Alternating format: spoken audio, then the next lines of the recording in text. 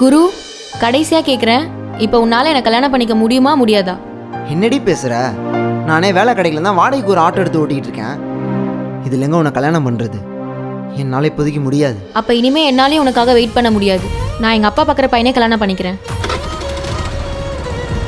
டேய், இப்போ எதுக்கு அந்த பொண்ணை கல்யாணம் பண்ணிக்க மாட்டேன்னு சொல்கிற? அவள் ரொம்ப வசதியாக வாழ்ந்தவன் மச்சான்.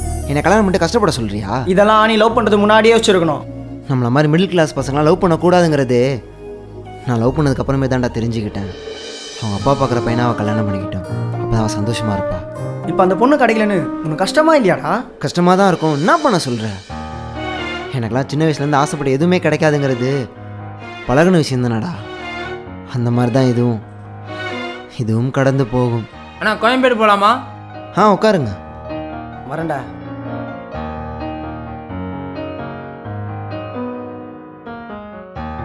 போடலாமா?